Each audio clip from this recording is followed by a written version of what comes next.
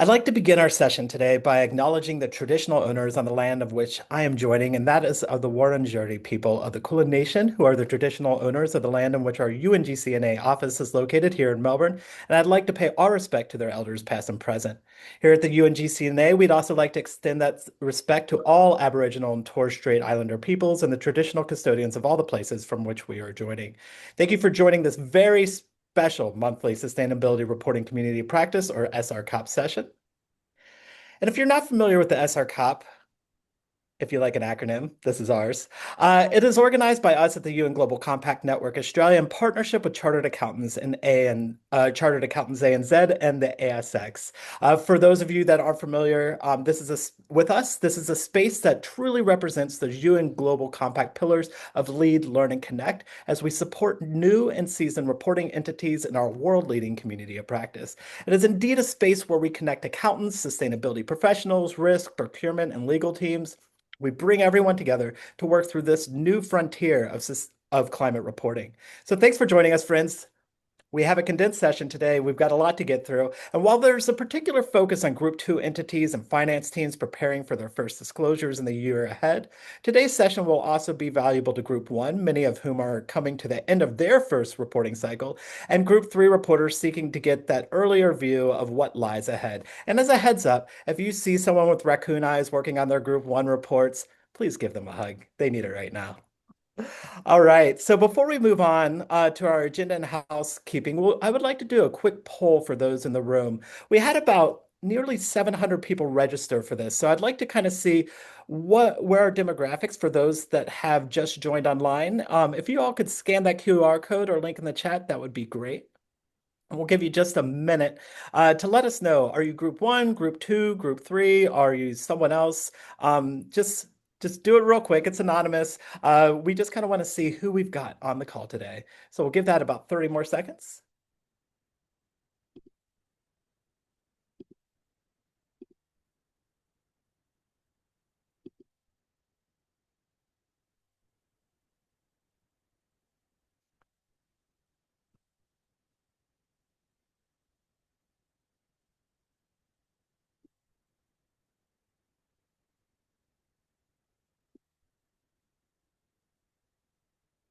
All right.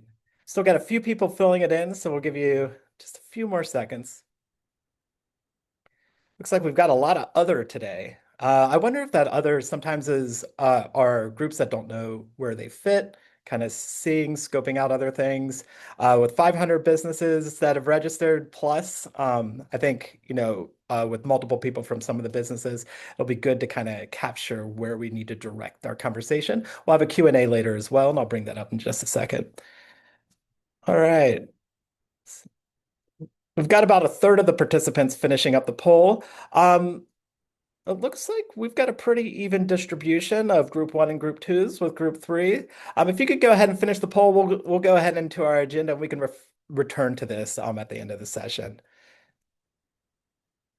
Just to let you know about SRCoP sessions, they're typically handled under Chatham House rule. They are only recorded for internal purposes, and as an exception, with today's session being an open special webinar, segments may be available from this session to those who couldn't join live. Regardless, we still ask you to honor the general SRCoP vibe and keep the identity of those asking questions as not attributable beyond this actual session. And for all SRCoP sessions, the ones that we do every month, we provide key takeaways and other resources. So we capture those notes and key themes for you, and those will be available on our SRCoP platform just in a few days. We also encourage collaboration here at the UNGCNA, but we are committed to strict compliance with competition law. Our competition law policy applies to all participants at this event and is linked in our platform. In short, businesses should make their own independent decisions and avoid developing or shared plans of action that could weaken competition. For more details, please refer to the policy and to the ACCC's guidance on competition law and sustainability partnerships. As an aside, if at any point you feel like you may be in breach, please recuse yourself. Note that you're leaving in the chat and we'll record so in our minutes. In terms of other SRCoP expectations, simply we ask that SRCoP participants not solicit business from other participants and actively engage in the sessions. Hold those questions though, because we've got a lot to go through today, and we've got some fantastic people on the call. First, we have Jessica Davenport. She'll lead us off with a brief overview of the SRCoP and ASX's engagement. Jessica Davenport is the manager of listings and listed company services at ASX, where she supports listed entities and stakeholders with issuer engagement, listings processes, and compliance across Australia's capital markets. Following on from Jessica, we'll have some remarks from Lee Whitney, who is Group Executive, FCO, and Strategy, and he'll discuss entity preparedness and the resources available. While we are quite lucky to have Lee on the call today, Lee is a senior finance executive at Chartered Accountants ANZ, and Lee has leveraged his extensive experience to lead finance and strategy, drive organizational transformation and strategic growth opportunities, and shape the profession's future while supporting sustainable member value. Really had to condense that into one. That was quite a mouthful. Sorry, Lee, but thanks for joining us.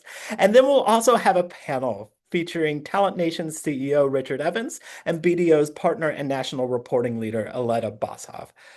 Richard has spent over 17 years helping organizations across Australia and Asia Pacific build ESG and sustainability talent, the talent that is needed to drive both positive environmental and social outcomes. And Aletta is an advisory partner, as I mentioned, at BDO and their national leader of IFRS or IFRS in corporate reporting and sustainability reporting. She carries more than 30 years of expertise in financial reporting, carbon accounting, and sustainability disclosure. These are two of my favorite people. We're so excited to have them back again for today's special session. So get your correct questions ready. We'll have some time to answer them after we hand it over to Jessica and Lee. So while that was a lot of an intro, let's get started, everyone. I'll hand it over to Jessica now. Thank you so much for joining us. It's all yours, Jessica. Thank you, Evan, and good morning, everyone. Welcome. My name is Jessica Davenport, and I'm delighted to be joining you today for this Sustainability Reporting Community of Practice webinar. The Sustainability Reporting Community of Practice, or as Evan mentioned, SRCoP, was established to support organisations as they navigate Australia's evolving sustainability reporting landscape. For ASX, this initiative is an important way to support listed entities as they prepare for, implement, and continue to improve their sustainability practices. We recognise that listed companies are operating in a complex environment with new expectations, evolving regulatory settings, and increasing demand from investors for clear, comparable, and decision-useful information. Our focus is on helping issuers build capability and confidence in response to these expectations in a practical and proportionate way. That includes creating opportunities for listed entities to hear from experts, learn from peers, understand emerging practices, and consider how reporting can be embedded into existing governance, risk management, and investor communication processes. What makes SRCoP particularly valuable is its collaborative nature. It brings together listed and unlisted companies, practitioners, advisors, industry leaders to share insights, practical experiences, and learnings. As organisations work through these new reporting requirements, opportunities to learn from peers and engage in an open discussion are more important than ever. ASX is proud to partner with Chartered Accountants ANZ and the SRCoP on this initiative. Together, our goal is to provide listed entities with access to practical guidance, market perspectives, and shared learnings that can support high-quality reporting outcomes over time. We are at an important point in Australia's sustainability reporting journey. The introduction of mandatory climate-related financial disclosures represents one of the most significant changes to corporate reporting in decades. For many organisations, it requires new processes, new governance structures, and new ways of integrating sustainability considerations into business strategy and risk management. While the task is significant, so too are the benefits. High-quality climate reporting helps organisations to better understand their exposure to both climate-related risks and opportunities. It encourages stronger governance, more robust decision-making, and greater organisational resiliency. Importantly, it also builds and supports trust. And investors are continuously seeking comparable and credible information to inform their capital allocation decisions. Consistent climate disclosure helps create that common language between companies and investors, improving transparency and supporting more efficient markets. We also know that many organisations are at different stages of their reporting journeys. Some are preparing their very first climate-related disclosures, while others may be refining existing processes, governance structures, or internal controls.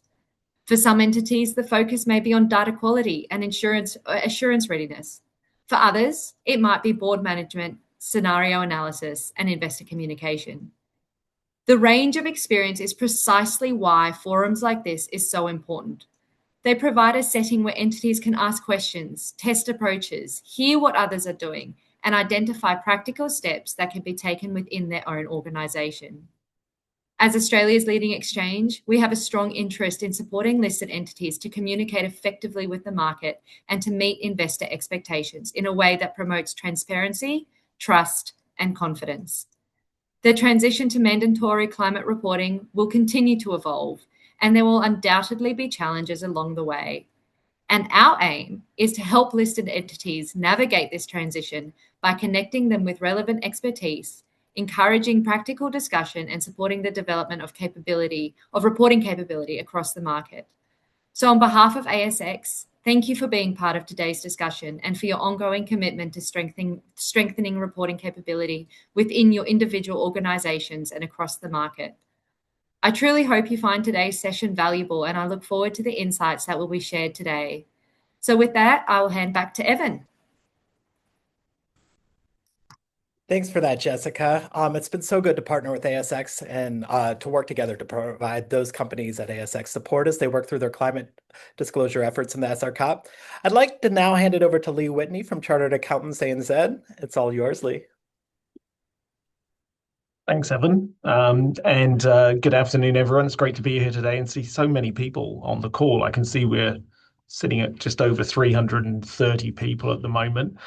So look, I'm glad to be able to share a little bit today about what to expect, particularly for Group 2 and Group 3 entities, and also how Chartered Accountants ANZ are here and can help support you on that reporting journey that you have ahead. Thanks, Jeremy. If we could just advance. Just to start, this first slide just gives a little bit of context around the scale of what's coming. So Group 1 entities obviously report this year, and they represent around 15% of the total reporting population. Now, these numbers may change slightly due to the new thresholds, but what you can see regardless is that Group 2 and Group 3 represent a much larger wave over the next 2 years, and that creates a clear capacity challenge for reporters, advisors, and assurers. The key message is really quite simple here, and that is don't leave things to the last minute. Everybody's going to be rushing for resources, whether that's people, whether that's capabilities or other external support. And organizations are going to need to invest early in all of those things. Just moving on to the next slide, CANZ has partnered with the AASB and the AASB to support research by the University of Sydney into preparedness for mandatory climate-related reporting under AASB S2. This report isn't actually formally released until the 21st of August, so today is a bit of an early insight into the key findings and some of the recommendations. Thanks, Jeremy. Just getting into the data within the report, there are a few headline findings that stand out. Firstly, at the time of responding, which was actually at the tail end of last year and the early part of this year, a significant proportion of Group 2 and Group 3 entities had not started or had not yet thought seriously about AASB S2 reporting and assurance. That gap becomes even more important when we look at reporting strategy, metrics, and the systems needed to support the process. The Group 2 asset owner entities appear more prepared than other Group 2 entities, while there are a lot of Group 3 entities that are still really at the beginning of the journey and maybe taking a wait-and-see approach. Second, there's a clear gap between how ready entities think they are and how ready assurance providers believe they are. And that matters a lot because Group 1 entities have already found the work to be more demanding than expected. And assurance providers have broad visibility across the market. And so when they look to those Group 2 and 3 entities that think they're well advanced, there is a little bit of a disconnect there. So I guess the practical message is quite blunt, but also really useful. And that is If you think you're well prepared, it's probably worth testing that assumption early with people who understand the requirements in practice. And finally, even where entities have built internal reporting capacity, many Group 1 entities still expect to engage professional accounting firms or specialist consultants to help with the work. So again, just a little bit of an expectation setting information there. Thanks, Jeremy. So the report itself makes 4 practical recommendations. Firstly, determine whether you need to report. I guess that's a fairly straightforward one, but it's important to understand which group you're in and if you are in one of the groups that is required to report. Second, to start early on a reporting plan.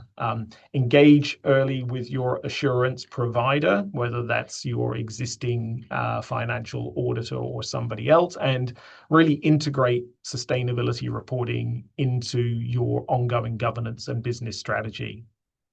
It also highlights the importance of staying connected with professional bodies and assurance providers as guidance and lessons from Group 1 continue to emerge, and those parties are able to share some of the experience that they get across multiple of their clients or across their membership bases as well. So more detail will be available or is available in the reports, and they're available online from the University of Sydney. Slide 6, and just turning now to support. And as a proud partner of the SRCoP, we know that many people, and certainly CAANZ members, look to us for practical help on these issues. And so I just briefly wanted to run through some of the resources that we have available, most of which can be accessed both by members of CAANZ and non-members, also through our website.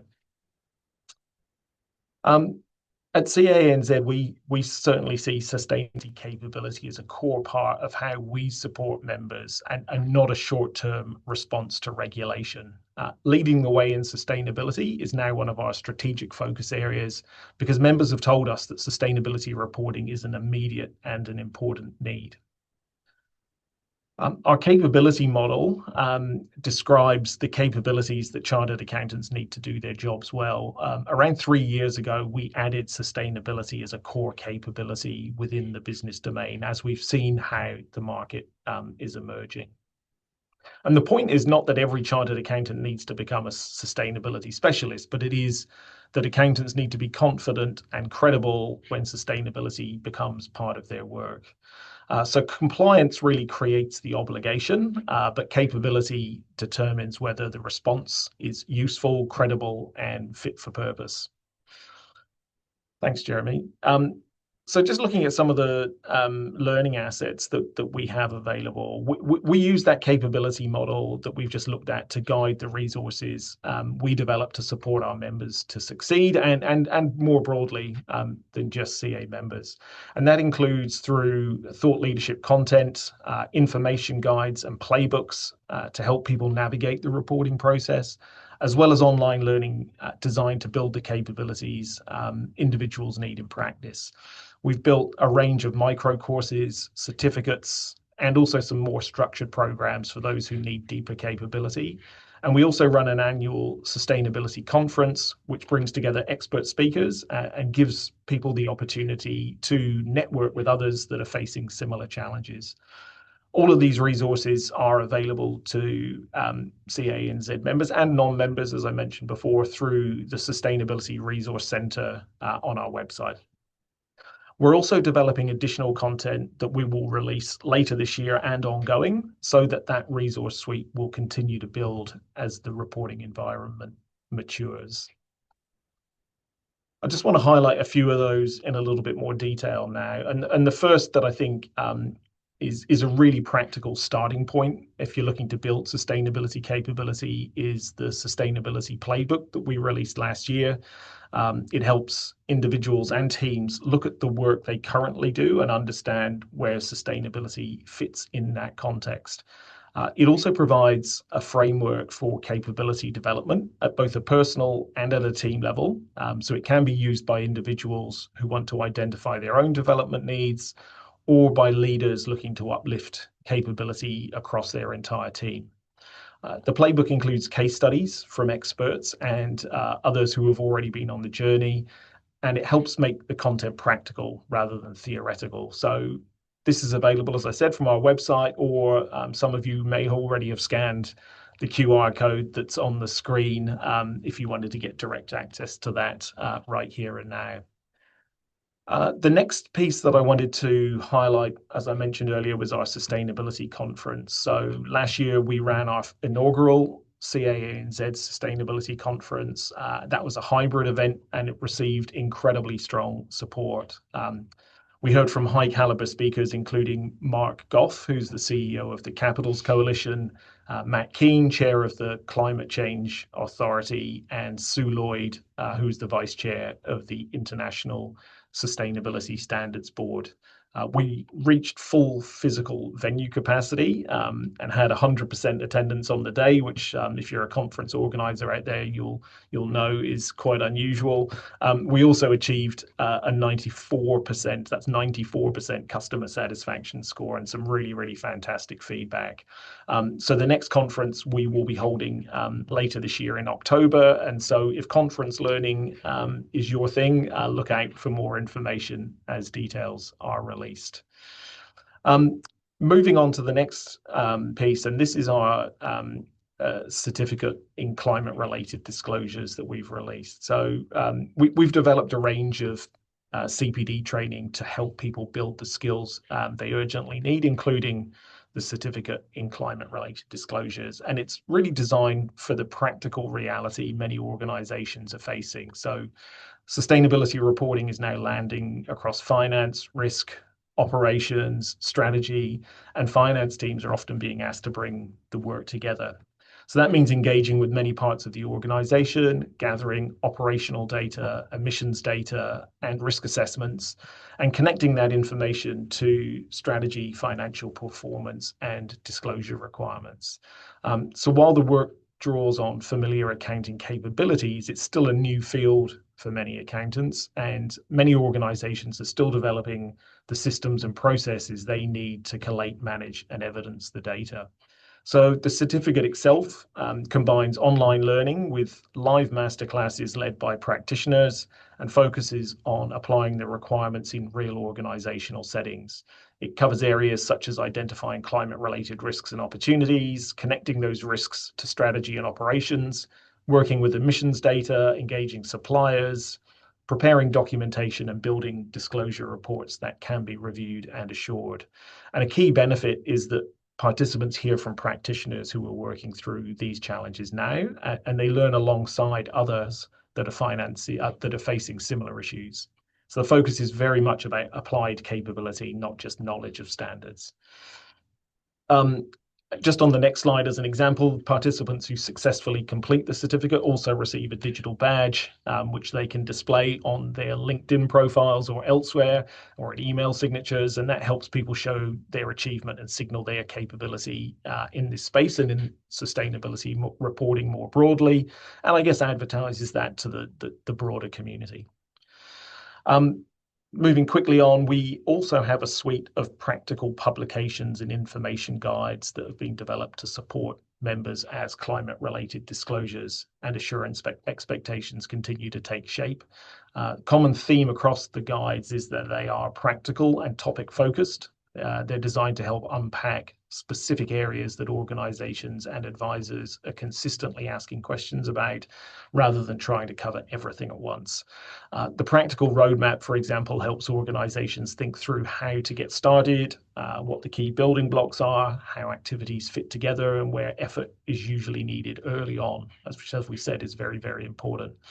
With guides on materiality, on Scope 3 greenhouse gas emissions, scenario analysis, and transition planning, each going a level deeper into concepts, challenges, and emerging practice. And many of these publications have been developed with industry experts, including accounting firms, universities, specialist organizations, so they both reflect technical requirements and what's seen in practice. There's a range of other resources for SMEs, recognizing that smaller businesses may face issues through value chain requests or financing discussions, and assurance focus guides to help people understand what assurance over climate and sustainability information means and does not mean. And the intent isn't that people are reading everything, but that targeted resources are available when a specific issue comes up. So in summary, I guess all of this information and content, should it be helpful to anybody, is available through the CAANZ Sustainability Resource Centre, which you can access through the QR code on the screen. And that page also links you back into the broader SRCoP as well. But if I can leave you with one message, it's this: sustainability reporting is an incredibly valuable process, but it does take time and effort to do well. So start early, use the support that's available, and look for the business and strategic insights the process can generate. So I will leave it there. Thank you, and hand back over to you, Evan. Lee, thanks for that. We'll probably follow up on some of those key points, talking about resourcing and that gap with capability and assurance in the next panel session here. But I'm so glad to see the support that is out there for both new reporting entities and to uplift those that have already started their second round or getting ready to start their second round of mandatory climate-related financial disclosures. So thanks so much, Lee. We really appreciate having you on. Next, we'll have a panel with a couple more of my favorite people, the Richard Evans of Talent Nation, and the woman, the myth, and the legend that is Aletta Bossoff of BDO. Get those questions ready and get them in quickly as we've resolved the echoing thing for most people. I know there's a bit of an issue there, but if you do have questions, we'll start going through them. We might not get to everything because we only have about 20 minutes for this panel, but we'll get through as much as we can in this shortened panel. So thank you, Richard. Thank you, Aletta, for joining us. I know you both have very busy schedules and have had a lot on today, so I really appreciate you coming in. So for both of you, I guess we'll start with that first kind of softball question. But now that we've had a bit of a look and we're kind of seeing what's coming out from Group 1's first cycle, I'm curious about what has surprised you and what should Group 2's watch out for. We've already heard that token phrase, get started early, but I want to know what you're seeing, particularly for those without the budget or dedicated teams that Group 1 had and how they're getting set up. So I'll hand it over to you first, Richard, and then you, Aletta, to answer that question on what you're seeing from those Group 2 reporting entities and what you've learned from Group 1's. Yeah, sure. Thanks, Evan. And it's always great to be a part of these. I'm a massive fan of the SRCoP and the work that you're doing, because I think what we find from Group 1, 2, and 3 entities is, people are going through this for the first time, and it's and certainly I'll frame my responses from a talent perspective and a resourcing and a capability, whereas Aletta has got had far more exposure to doing it firsthand. So I guess what we saw from the Group 1 is just how much work was required to get through to this point, and even for the larger entities, so if you look at a lot of the Group 1 entities, they've already got established sustainability teams, or they've been doing voluntary disclosures, and so almost had a starting point from which to work from. But even going through that process, just the gaps in the data and I guess the time required to actually pull together the information and actually map things out, I think surprised a lot of people. Certainly looking at it from the perspective of Group 2's, as I mentioned, there isn't that resourcing capability. So actually looking at who has got accountability for this and mapping out that deadline of, I guess I'm able to witness it firsthand at the moment. My partner's working through Group 2 assurance. We're working directly for a CFO, and they haven't had that capability in-house for it. So there's an education piece required as well.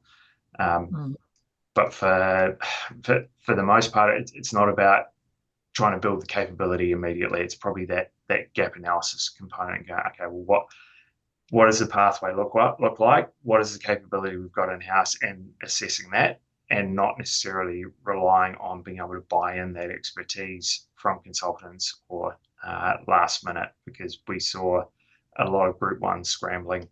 There was a lot of conversations around the various networks in terms of, it's coming up quick. They're 3 months out. They haven't done enough. Like, how are they actually going to get to that point in time? And it really came back to bite people and organisations, and in terms of the expenditure required to get them across the line at that last point. I think Yeah. maybe, Aletta, you could probably talk more in terms of your direct experience, and then if there's other components from a resourcing perspective that I can link into. Yeah, let's bring it back to resourcing and kind of that gap analysis. But Aletta, I would love to hear your thoughts. You see a lot of Group 2 reporting entities, and you've seen a lot. You've just gone you've just gone through the throes of it, or is still in the midst of it, I guess, with the Group 1s as well. So what are you seeing right now? Yes, so good afternoon, everybody. Thank you for the opportunity. Now, I've worked with Group 1 entities, a lot of them in an advisory perspective to get them ready for assurance. But then at BDO, I've also been the subject matter expert for our own auditors when they provide assurance. So I've seen both sides, obviously not for the same client. I would say the number one thing is assurance, and the need to get assurance over this mandatory sustainability report has been a complete game changer. I think the fact that financial report auditors had to qualify and requalify, and that they provide this assurance, has put an absolute spotlight on all these disclosures, and there's been a rigor to these disclosures. I think if anybody ever wanted to do research around the value of an audit, this is a perfect case study, because these auditors have really put all the entities, through their steps and saying, do you have everything? Have you done a complete job? Have you documented everything, etc.? So I think that assurance angle has been amazing. The second thing that we have to be realistic about is when we start to get ready for mandatory sustainability reporting, we have to understand that the data that we have to disclose, or the information we have to disclose, do not exist. All right, so we have to actually actively go and run projects and generate data in order to meet the disclosure requirements. It's different to an accounting standard where you've got a general ledger and there's some data that you manipulate. Here, usually, there's nothing, and usually we start from more or less scratch. So there's a lot of time required. I think that's important. The third thing that I think has been very clear is, now that we've got mandatory sustainability reporting with assurance required, the game changer, this is now the responsibility at a governance level of the Audit and Risk Committee, and at a management level, the responsibility of the CFO. Now, I do appreciate that the CFO needs help from other people within the organization, but we've genuinely seen that CFOs have grabbed this, and they've worked with audit and risk committees to get all the systems, processes, and sign-off in place. So I think that's really important that we've seen. The other thing, I think it's incredibly important to take the board on the journey. I think maybe, especially Group 2 and 3, maybe the boards are not involved yet. So I think it's incredibly important to get those boards educated on the journey, so they endorse the CFO and Audit and Risk Committee to do all this work. I do agree with what Richard have said. A lot of entities are sitting with a knowledge gap when they start. So I think it's really important that entities focus on education, and that if they work with professional services firms or advisors, they make sure that there's a focus on knowledge transfer. You don't want an advisory person to come in, like myself, do all the work, and you still don't have the knowledge. You need knowledge transfer as part of the project. You need your people to be educated, to be taken on a journey, so that in future they can own this. So it's a big job in that first year, but if we educate your team properly, they should be able to maintain this information, because this is now with us forever. So I think that knowledge transfer, collaboration, incredibly important. I should also say, I believe that we should be pragmatic and we should be practical, and we shouldn't boil the ocean, and we should understand that in that first year we have to be fully compliant, but practical and pragmatic, and continuous improvement is a wonderful word and a wonderful phrase for sustainability.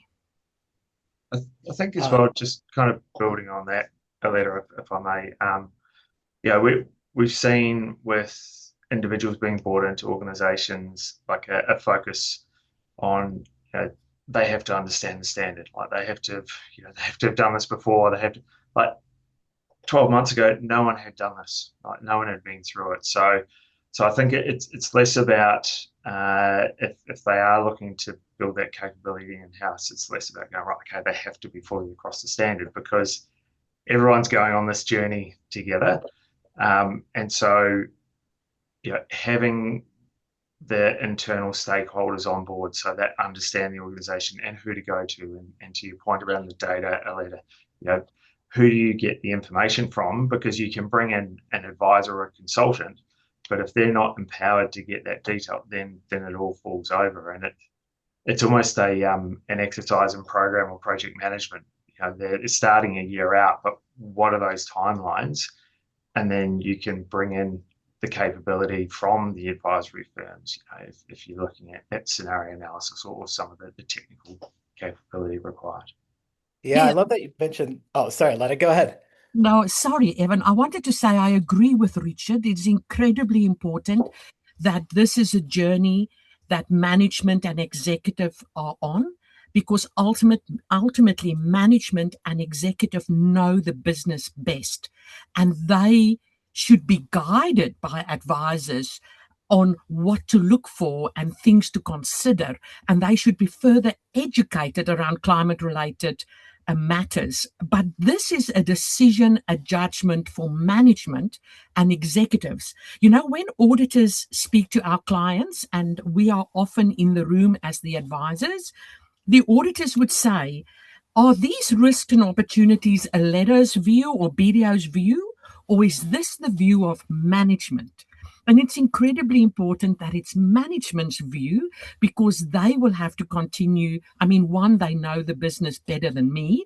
Number two, they have to now embed these risks and opportunities in a risk register and in an enterprise risk management framework. And they are responsible for ongoing strategy. So I really think that education, that collaboration is incredibly important. Yeah, I 100% agree with you, Richard. Yeah, they're also the ones that are going to be dragged in front of ASIC if they get it wrong, not you. Yes, so. Yeah, absolutely. Yeah, if the fear-based approach doesn't work, then I don't know what will. Aletta, talking about this knowledge transfer, and Richard, I love the point that you made about scenario analysis. I know a while back we had a conversation about, how to best bring scenario analysis work in-house, and how to best, what you can engage externally as well, and different perspectives from different corporates that have been working through the SRCoP. Aletta, in our previous conversations, we've had a lot of people also talk about what we can learn from this assurance process, right? Lee mentioned earlier that there's a clear gap. 25% of those surveyed companies hadn't even thought of assurance. But you've mentioned before that relationship is really important.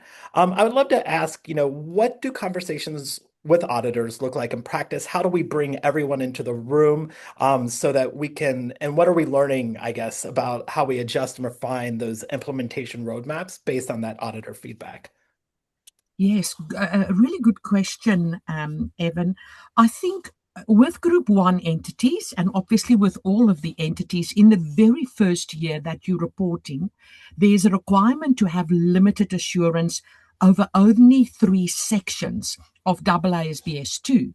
And that is governance and risk management, the identification and the description of the risks, and then measurement of scope 1 and 2. What's interesting is if I look at the 3 of them separately, government and risk management disclosures, the auditors want to see evidence on how sustainability reporting has been embedded in the board's charter, has been embedded in the Audit and Risk Committee's charter, has been embedded in the position description of the CFO. Or whatever committee. So it's the evidence. Don't tell us all these things. Show us the evidence that supports it. So to get that right and get the evidence right is important. When we look at the risks and opportunity assessment, I think one thing that's incredibly important is you can do a climate risk and opportunity assessment and come up with a long list of risks and opportunities. However, the standard requires you to what we call do a prospects assessment. So the standard says you have to consider and you have to cull the long list of risks and opportunities to a short list of risks and opportunities that will be disclosed. And the culling process is what we call a prospects assessment, and that is the standard says you only disclose risks and opportunities that could reasonably be expected to impact your prospects, and prospects mean your cash flow, access to finance, cost of capital. So that culling process, I think, has often been overlooked in practice. That is a document that the auditors zoom in on because they want to make sure that you've thought properly about which of these risks and opportunities should be disclosed, because only those on the short list will be disclosed. And, in that prospects assessment, we consider inherent risk, we consider residual risk, we consider potential financial impact, we consider the peers, we consider the industry, we consider a market perspective. So documenting that is critically important, and auditors focus on that. And then the third thing, when we get to scope 1 and 2, the auditors, and I want to compliment the auditors because I think they're right. The auditors absolutely are fixated on the completeness of measuring scope 1 and 2. So they focused on completeness of the carbon data.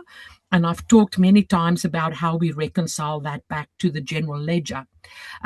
So I'd say on those three areas, those would be the things the auditors have really focused on for that first year. But even it might be a good opportunity to also mention that we have seen some different approaches by different auditors.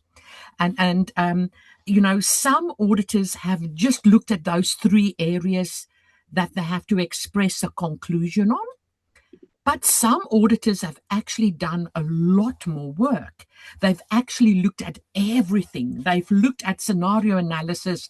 They've looked at quantification, all those other aspects, because they're saying, next year we have to provide a conclusion on that. So let's have an early peek and give you some feedback. So we've seen some auditors go very hard on those other aspects as well. And maybe something to mention is we've coined a phrase, a director's liability gap. And that is where we have to understand that in your first year of reporting, the entity reports everything in AASB S2, with the exception of scope 3.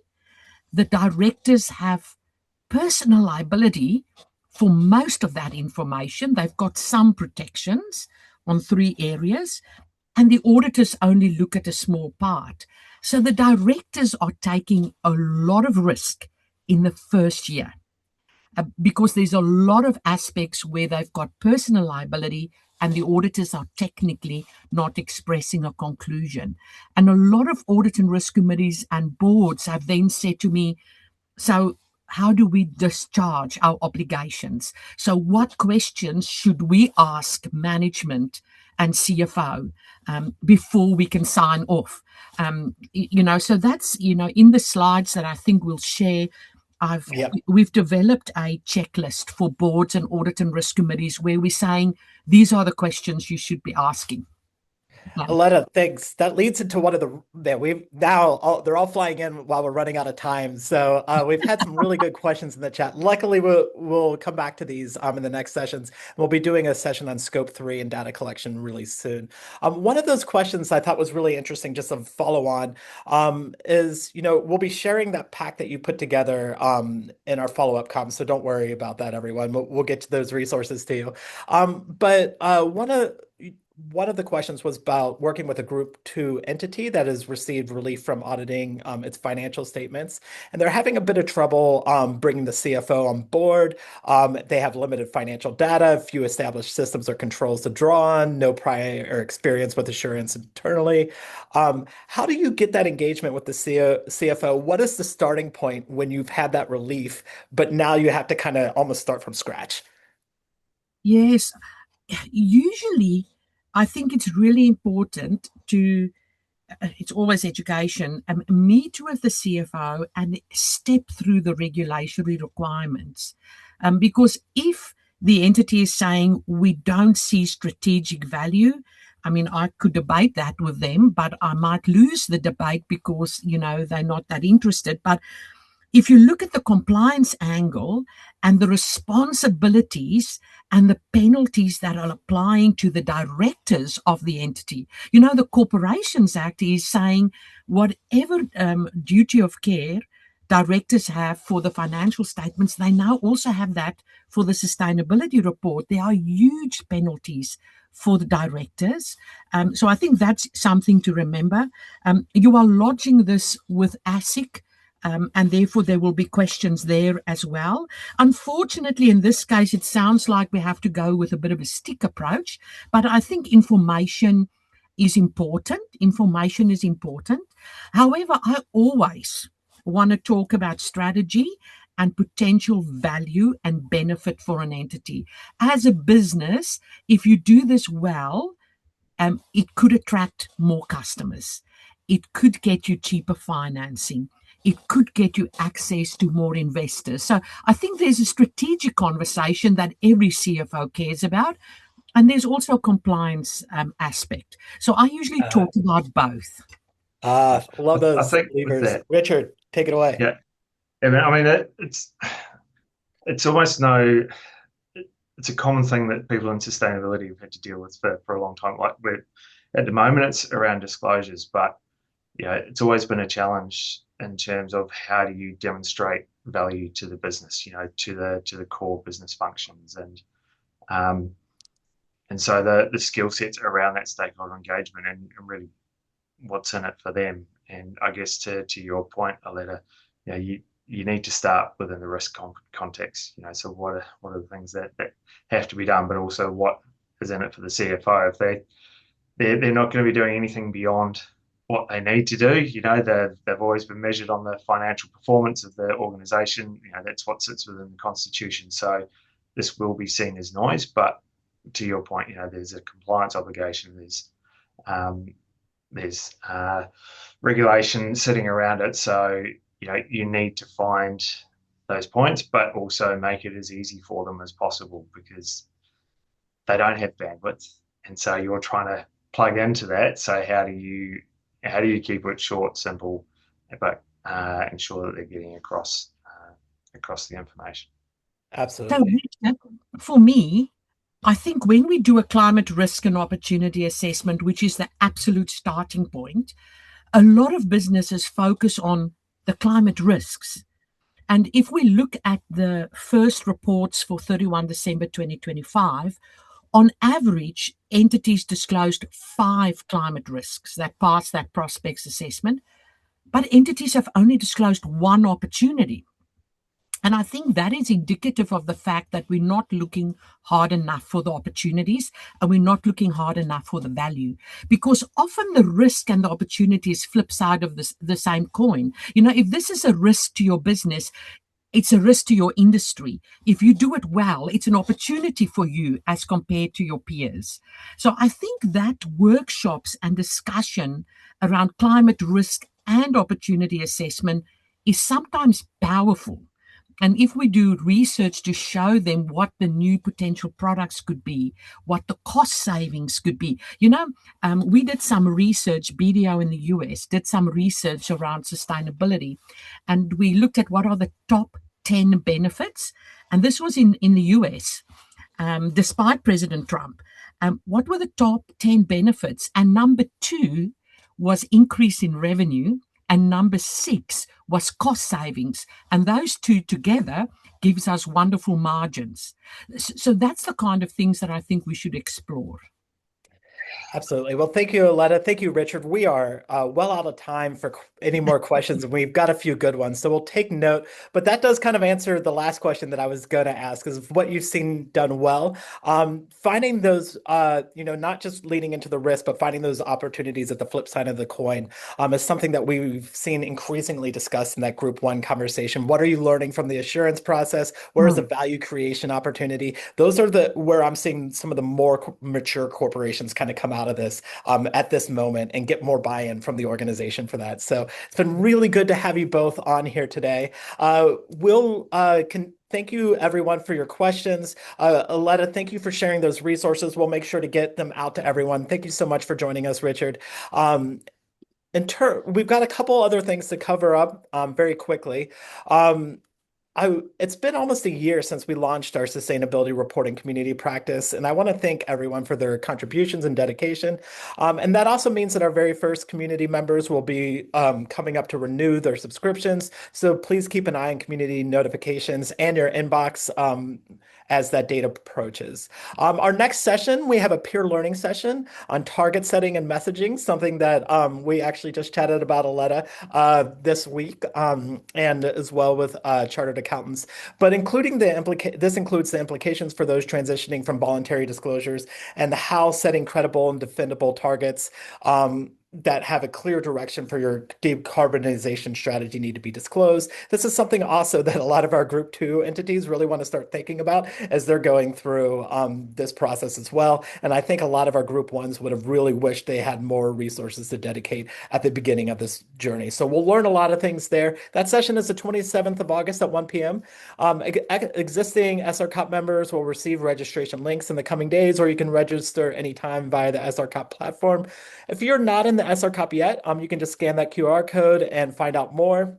You can regularly register directly in the SRCoP or join us as a UNGCNA participant and receive 2 free slots. Greta Westcott, our senior manager from our engagement team, will share some more information.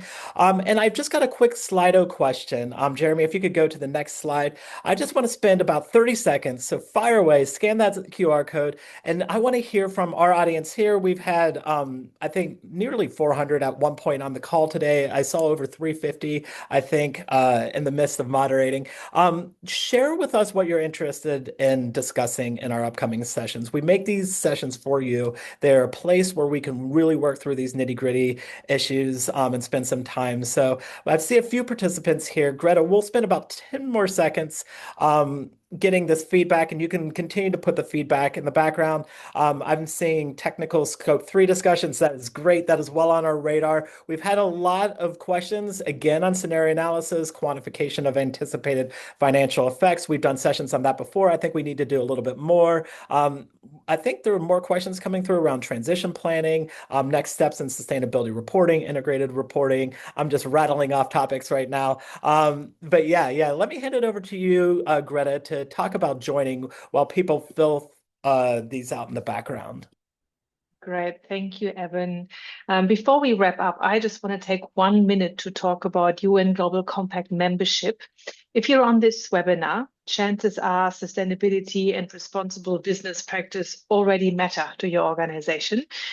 Being part of the UN Global Compact isn't just a badge. It is a working membership in the world's largest corporate sustainability initiative.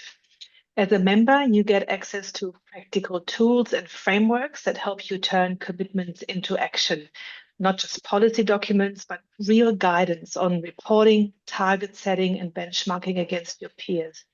You're plugged into a local network here in Australia, so you're learning alongside other business, tackling the same challenges and not working things out in isolation. You also get to connect regionally and globally. As Evan said, members get 2 free spots on the sustainability reporting community of practice. In addition, there are working groups, training sessions, and events throughout the year where you can go deep on the issues that are most relevant to you. Whether that's modern slavery, climate targets, supply chain due diligence, our offerings are targeted at procurement, risk, legal, marketing, comms teams. And we reach young professionals, sustainability experts, through to C-suite and board level. So if that resonates, I'd love to talk to you. This QR code will take you straight to our membership and joining page with my details at the bottom, so you can get in touch or find out more in your own time. So thanks for your interest, and back to you, Evan. Thanks so much, Greta. We'll have a peer discussion section next month where we'll dive into target setting and messaging around those current and previous voluntary targets. How to best engage the board in discussions on those targets will be a key point of emphasis.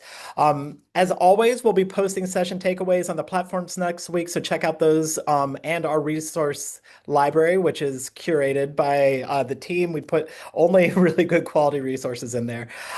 So we'll hang on the line to answer any questions, but have a great day, everyone. And remember, if you see someone finishing up their first round of reporting, give them a hug. I'll see you next month. Thanks, everybody.